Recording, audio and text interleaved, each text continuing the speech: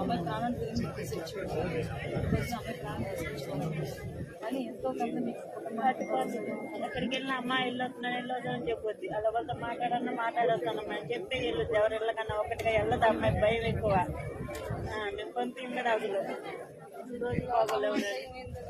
ఇలా జరిగిందని మాకు ఫోన్ చేయడమే మేమైతే అసలు తట్టుకోలేకపోయాము.